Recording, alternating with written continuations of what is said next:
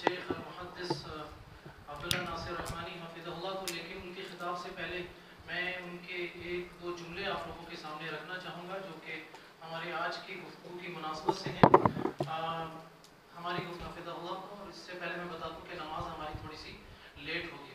فضیلت شیخ عبداللہ ناصر رحمانی حفظہ اللہ.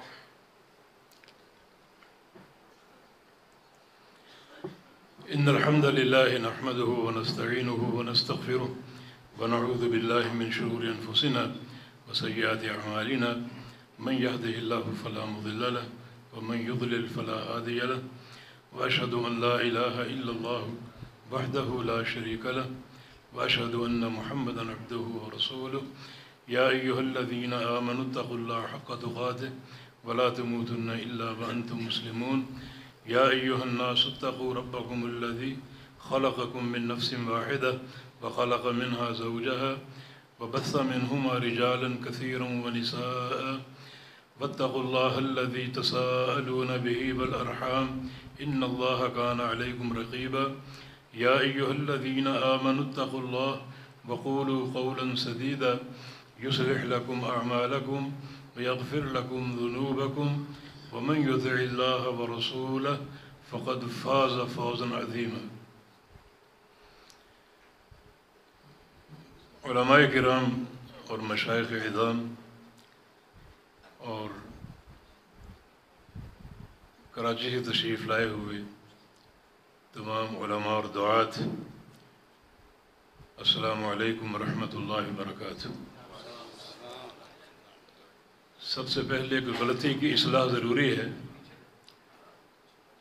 آپ نے ایک ایسے فرد کو جو علماء کے جوتے اٹھانے کے قابل نہیں ہیں اسے محدث جیسے لقب سے نواز دیا جو اس لقب کی توہین ہے. میں یہ گزارش کروں گا کہ القاب بیان کرتے ہوئے جو منہج اعتدال ہے اسے ہمیشہ مد نظر رکھا جائے. اور میں قطعاً اس قابل نہیں کہ مجھے اس قسم کا لقب دیا جائے. ایک طالب علم ہوں اور یہی خواہش ہے کہ طلباء کے ساتھ رہوں اور میرا آخری حشر بھی طلباء کے ساتھ ہو اور اللہ تعالیٰ قیامت کے دن طلباء کے زمرہ میں اٹھنے کی توفیق عطا فرما دے.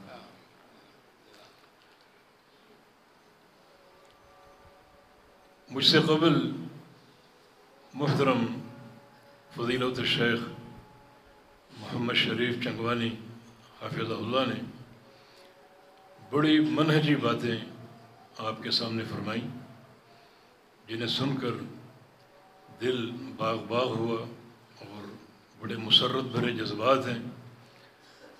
اور آج ہر اہل حدیث کے دل کی آواز ہونی چاہیے اور انہی منہجی نکات پر عمل پیرا ہو کر اپنی دعوتی اساس قائم کرنی چاہیے. اس سے قبل بھی علماء کرام نے بڑی نفیس گفتگو کی اور بالخصوص جو قرارداد آپ کے سامنے پیش ہوئی محترم مولانا فضل الرحمن حفظہ اللہ کی طرف سے، اور قرارداد سے قبل جو انہوں نے دل سوز باتیں کی اور افغانستان میں جو عہد الحدیث کے ساتھ ایک ناروا سلوک جاری ہے اور اس کا برتاؤ ہو رہا ہے، اللہ تعالیٰ سے دعا ہے کہ اللہ رب العزت انہیں ہدایت دے اور اللہ تعالیٰ ہماری جماعت کو اور سلفی احباب کو ہر قسم کے ظلم سے ستم سے محفوظ رکھے. اور جس طریق سے وہ خالص ایک محدثانہ انداز سے سلفی دعوت پیش کر رہے تھے، اللہ تعالیٰ اسی طرح ان کو بڑھ چڑھ کر سلفی دعوت پیش کرنے کی توفیق عطا فرمائے. میرے عزیز ساتھیو، صورتحال جیسی بھی ہو، سازگار ہو یا ناسازگار ہو، کتنی ہی گمبھیر ہو، جن مسائل کا آج ہمیں سامنا ہے اور جو 3 نکات آج کے ایجنڈے میں شامل ہیں، ان سب میں اصلاح کی ایک ہی صورت ہے اور کامیابی کا ایک ہی راستہ ہے. رسول کریم صلی اللہ علیہ وسلم نے ایک بار عبداللہ بن عباس رضی اللہ عنہما کو کچھ نصیحتیں فرمائی تھیں. ان میں سے پہلی نصیحت یہ تھی کہ احفظ اللہ یحفظک، احفظ اللہ تجدہ تجاہک، تعرف الی اللہ فی الرخاء یعرفک فی الشدہ. تم اللہ تعالیٰ کے دین کی حفاظت کرو، اللہ تعالیٰ تمہاری حفاظت کرے گا. اللہ تعالیٰ کے دین کی حفاظت کرو، ہمیشہ اللہ کو اپنے سامنے پاؤ گے. اللہ تعالیٰ کو اپنا آپ پہچانواؤ جب آپ میں فراوانی اور فراخی کا دورہ ہو، تو اللہ تعالیٰ اس وقت آپ کو پہچان لے گا جب آپ شدت اور سختی اور تکلیف میں ہوں. یہ چند جملے مشعل راہ ہونے چاہیے. ہر حال میں تمسک باللہ اور تمسک بدین اللہ یہ ہمارا توشہ ہو، اور ہر سفر میں زاد راہ ہو تو یقیناً یہ حفاظت کا، سلامتی اور عافیت کا ایک ایسا نسخہ ہے جس کی نہ کوئی نظیر ہے اور نہ کوئی بدیل ہے. قرآن حکیم کی ایک آیت کریمہ جس میں آج کے سارے موضوعات مجتمع ہیں، وہ آیت شان صحابہ بھی ہے، اور وہ آیت ہمارے مستقبل کے نسل العین کا تعین بھی ہے. الیوم اکملت لکم دینکم واتممت علیکم نعمتی ورضیت لکم الاسلام دینا. یہودیوں نے یہ بات کیوں کہی تھی امیر المومنین سے کہ لو نزلت هذه الآیت فینا لاتخذناها عیدا. اس آیت کے نزول کو اگر یہ تورات میں اترتی تو وہ دن ہمارا عید کا دن ہوتا. اس خوشی کے اظہار کا کیا سبب ہے؟ یہودیوں نے یہ بات کیوں کہی کہ الیوم اکملت لکم دینکم؟ اگر یہ ہم میں اترتی تو وہ دن عید کا دن ہوتا. اور امیر المومنین نے فرمایا تھا ہماری اس دن 3 عیدیں جمع تھیں. یوم عرفہ تھا، وہ عید اس لیے ہے کہ وہ گناہوں کی مغفرت اور بخشش کا دن ہے. پھر یوم جمعہ تھا جو ہمارا عید کا دن ہے. اور تیسرا اس آیت کریمہ کا نزول. یہ عید کیوں ہے؟ الیوم اکملت لکم دینکم کا نزول یہ باعث مسرت کیوں ہے، یوم عید کیوں ہے؟ اس لیے کہ آیت کریمہ صحابہ کرام کا تزکیہ ہے. تکمیل دین اس وقت تک ممکن نہیں ہے جب تک سارے دین پر عمل نہ ہو جائے، اور جب تک سارے دین کو قبول نہ کر لیا جائے. دلائل کی ضرورت نہیں، صرف ایک ہی اشارہ کافی ہے. جب رسول اللہ صلی اللہ علیہ وسلم نے سیدنا معاذ بن جبل کو یمن بھیجا تو فرمایا تھا کہ تم اہل کتاب میں جا رہے ہو، پہلی دعوت توحید کی دینا، اور توحید کی دعوت دیتے رہنا اس وقت تک جب تک قبول نہ کر لیں. اور آگے فرمایا کہ فَإِنْهُمْ أَطَاعُوكَ لِذَلِكَ فَأَعْلِمْهُمْ بِأَنَّ اللَّهَ افْتَرَضَ عَلَيْهِمْ 5 صلوات فِي الْيَوْمِ وَاللَّيْلَةِ. جب توحید کی دعوت قبول کر لیں پھر ان کو نماز کی دعوت دینا اور دیتے رہنا جب تک نماز ادا نہ کر لیں، قائم نہ کر لیں. اور فَإِنْهُمْ أَطَاعُوكَ لِذَلِكَ جب نماز کی دعوت قبول کر لیں تو فَأَعْلِمْهُمْ بِأَنَّ اللَّهَ افْتَرَضَ عَلَيْهِمْ الصَّدَقَةَ کہ اللہ نے ان پر صدقہ بھی فرض کیا ہے، زکوٰۃ بھی فرض کی ہے. تُؤْخَذُ مِنْ أَغْنِيَائِهِمْ وَتُرَدُّ إِلَىٰ فُقَرَائِهِمْ. یہ جو ایک شریعت کا تدرج اور دعوت کو پیش کرنے کا انداز اور اسلوب کہ اس وقت تک دوسری بات نہ کرو جب تک پہلی بات پہ عمل نہ ہو جائے. تو قربان جائیے گروہ اصحاب رسول صلی اللہ علیہ وسلم پر. انہوں نے ایک ایک دعوت کو، ایک ایک وحی کو قبول کیا، اس پر عملی جامہ پہنایا. تو اللہ تعالیٰ نے اعتراف کیا ان کے اس عمل کا، ان کے اس جذبہ قبول کا کہ اللہ تعالیٰ نے اس امت محمدیہ صلی اللہ علیہ وسلم کو تکمیل دین کے قابل سمجھا کہ آفرین ان پر۔ مکہ مکرمہ پوری مکی زندگی 3 اعتقادی دعوتوں کا محور تھی: فکر آخرت، عقیدہ توحید، اور پیغمبر علیہ السلام کی رسالت کی حقانیت کی دعوت۔ اور صحابہ نے ہر دعوت کو قبول کیا۔ قولوا لا الہ الا اللہ، دل و جان کی گہرائیوں سے عقیدہ توحید کو قبول کیا۔ آخرت کا عقیدہ، حالانکہ کفار قریش بڑے عقلی حیران کن دلائل پیش کر رہے تھے، مگر سب سے قطع نظر جو اللہ کی وحی تھی اور پیارے پیغمبر کی دعوت تھی اسے قبول کیا۔ اسی طرح پیغمبر علیہ السلام کی نبوت کی حقانیت، اسے بھی تسلیم کیا کہ آپ اللہ کے سچے رسول ہیں۔ یہ مکی زندگی میں صحابہ کا کردار تھا، جو وحی اترتی، جو پیغام آتا اسے قبول کرتے جاتے۔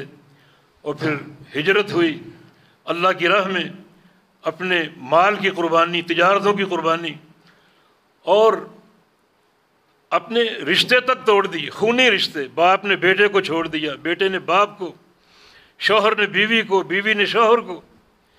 ایک عجیب طرح کی ابتلا تھی، اس میں بھی کامیاب رہے، اللہ کے ہر امر کی تکمیل اور تعمیل۔ اور مدنی زندگی پوری احکام کے نزول کی زندگی ہے۔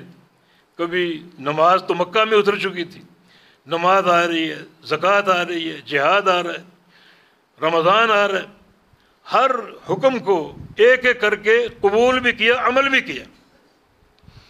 جیسا کہ بعض صحابہ کا قول ہے کہ تم القرآن و تم العمل، ادھر قرآن کا نزول پورا ہوا، ادھر ہمارا عمل پورا ہوا۔ اگر کوئی 5 آیتیں یا 10 آیتیں اترتی، اس وقت تک اگلی وحی نہ آتی جب تک پچھلی وحی پر عمل نہ ہو چکا ہوتا۔ یہ صحابہ کا کردار، یہ تکمیل دین جو ایک خوشی کا دن ہے، اس قابل ہے کہ اس دن کو یوم عید قرار دیا جائے۔ اس کے پیچھے یہ پوری ایک تاریخ ہے، صحابہ کی قربانیاں ہیں، ان کا جذبہ انقیاد ہے، جذبہ قبول ہے، اور ان کا عمل ہے۔ وہ عمل کرتے گئے، قبول کرتے گئے، مانتے گئے، اور اللہ تعالیٰ نے انہی سارے مساعی کا اور جہود کا، ان کے اس عمل کا، جذبے کا اعتراف کیا، اور یہ وہی اتار دی، نازل فرما دی کہ الیوم اکملت لکم، الیوم، آج۔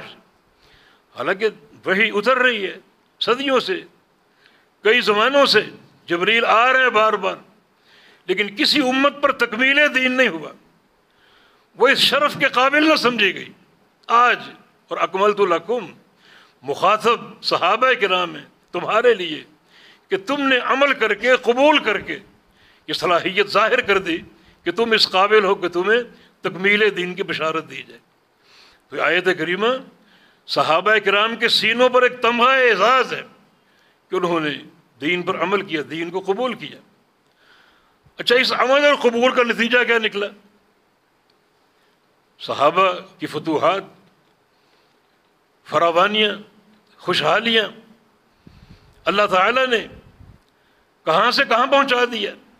یعنی پہلے ضعف تھا، قلت تعداد تھی، آہستہ آہستہ معاملہ بڑھتا گیا، استحکام ملا، تعداد میں اضافہ ہوتا گیا، فتوحات بڑھتی گئیں، پھیلتی گئیں۔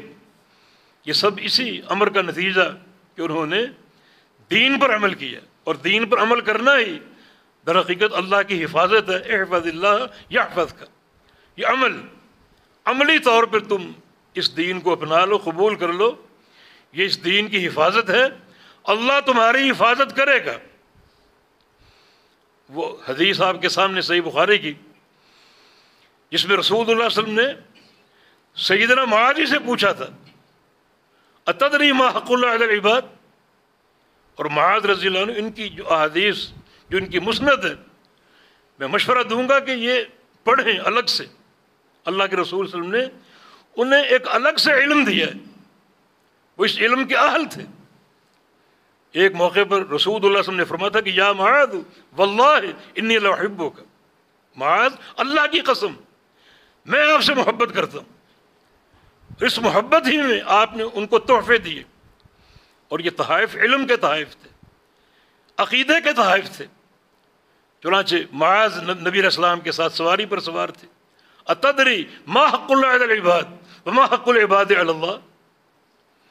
اس حدیث کو بڑی گہرائی سے دیکھیں آپ پر واضح ہوگا کہ توحید کیا ہے توحید کی عظمت کیا ہے اور توحید کو قبول کرنے کا نتیجہ کیا ہے، اس کے ثمرات کیا ہیں، اللہ کا بندوں پر کیا حق ہے۔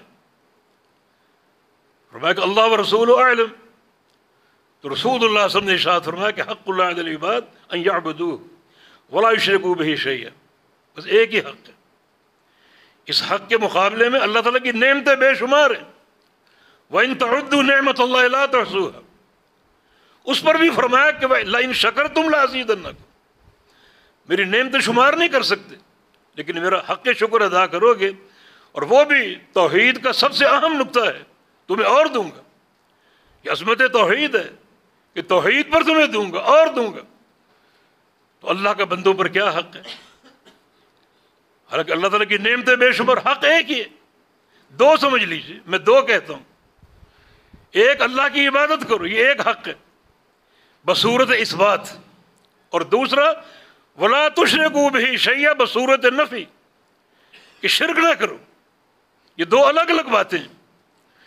جس طرح توحید کو اثباتی شکل میں اپنانے کا اجر اور قوت ہے، اسی طرح اگر اسی دبدبے کے ساتھ، اسی قوت کے ساتھ شرک کا انکار کرو گے تو اس کا بھی اپنا ایک رعب اور اپنا ایک وزن ہے۔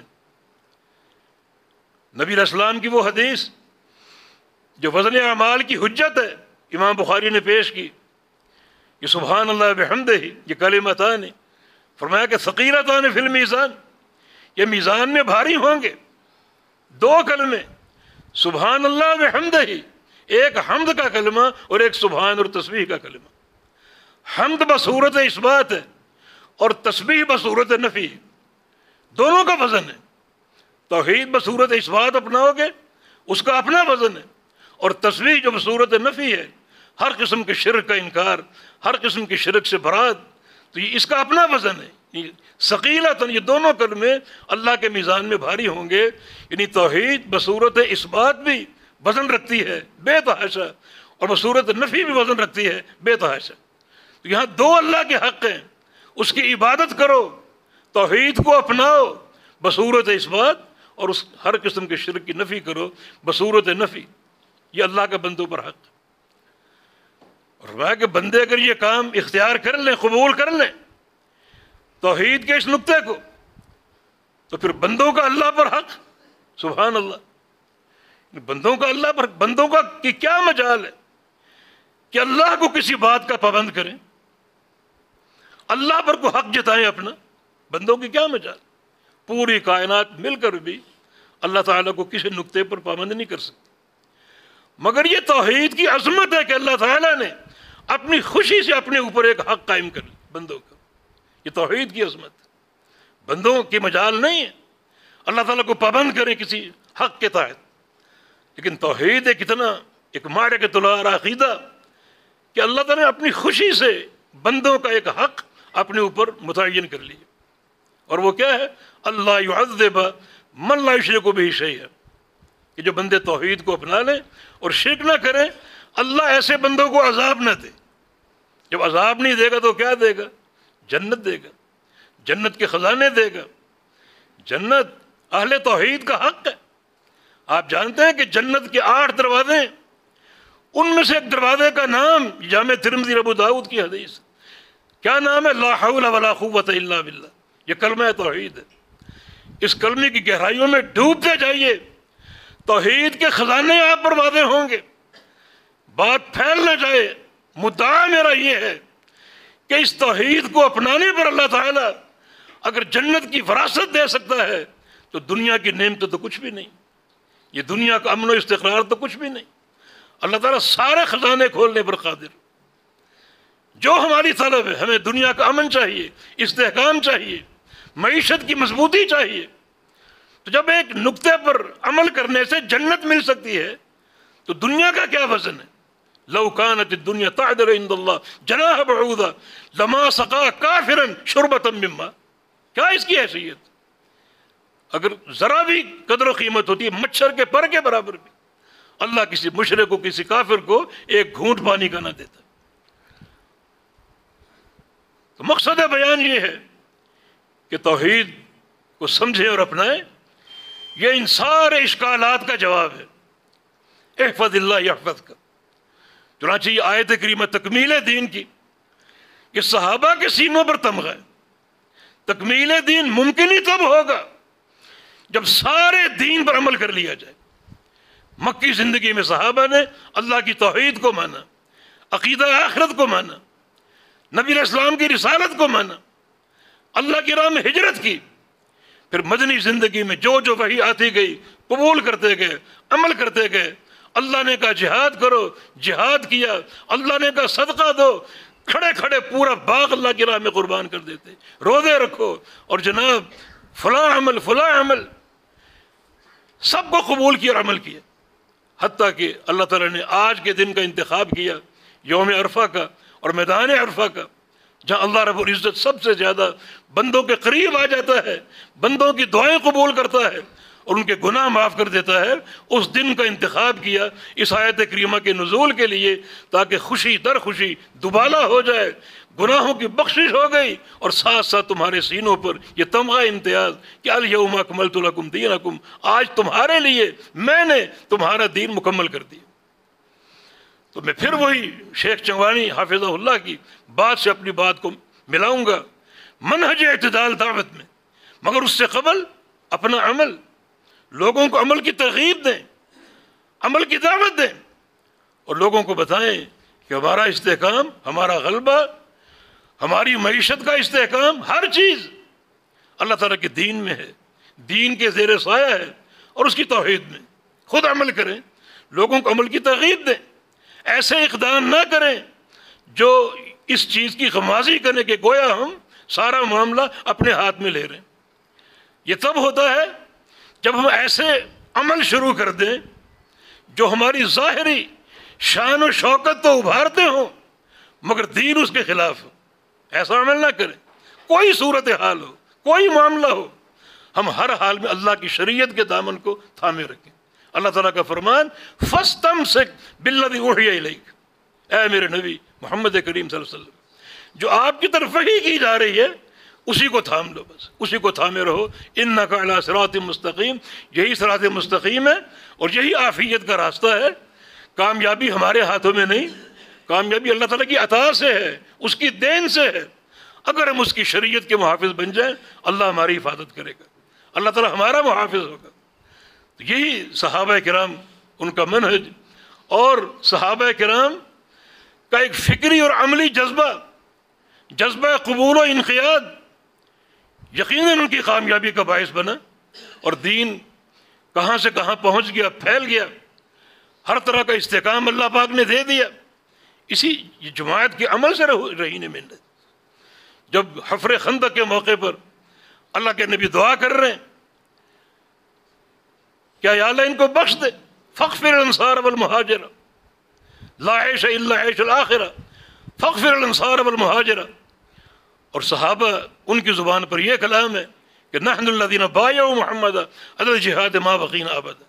سلمان فارسی فرماتے ہیں جس مقام پر میں خندق کھود رہا تھا ایک چٹان آ گئی، اب اس کو چھوڑ بھی سکتے تھے، کھد نہیں رہی تھی، ٹوٹ نہیں رہی تھی، لیکن چھوڑا نہیں، نبی علیہ السلام کو خبر دی، فرمایا کہ میں اس طرف جاتا ہوں۔ کدال آپ نے لے لی اور اس چٹان پر 3 ضربیں لگائیں، ایک چمک سی اٹھی۔ پہلی ضرب پر فرمایا کہ اللہ تعالیٰ نے مجھے کیسر کے خزانوں کی چابیاں دے دی۔ دوسری ضرب پہ فرمایا کسرا بھی گیا۔ تیسری ضرب پر فرمایا میں نے یمن کے مدائن بھی دیکھ لیے اور مدن کے قصور بھی دیکھ لیے۔ اساس کیا تھی؟ نحن الذین بایعوا محمد علی الجہاد ما بقینا ابدا۔ یہ ان کا جذبہ، ان کا کردار، ان کا عمل، حالانکہ پیٹوں پر پتھر بندھے ہوئے، فاقہ ہی فاقہ۔ ان 22 دن کا طویل وہ محاصرہ تھا کفار قریش کا، اور کھانا نہیں ملتا تھا، عجیب ایک صورتحال تھی، بھوک اور پیاس، کوئی شکوہ نہیں، اور کیا یعنی آخری سانس تک ہم جہاد کرتے رہیں گے۔ ایسی جماعت اگر میسر ہو تو یقیناً نبی علیہ السلام یہ فرمانے میں حق بجانب ہے کہ کسرا بھی فتح ہو گیا، قیصر بھی ہلاک ہو گیا، اور میں نے قصور یمن بھی دیکھ لی۔ اس جماعت کے ایک توفیق سے اللہ تعالیٰ جو توفیق عطا فرماتا ہے، اس جماعت کے کردار کے رہین منت، تو یہ مانوی طاقتیں ہیں جو کامیابی کا باعث بنتی ہے۔ ایک بار امیر المومنین عمر ابن خطاب رضی اللہ عنہ تشریف فرما تھے، کمرے میں کچھ صحابہ کچھ ساتھی اور بھی تھے۔ امیر المومنین نے فرمایا کہ چلو کوئی تمنا کرو، کیا تمہاری خواہش ہے؟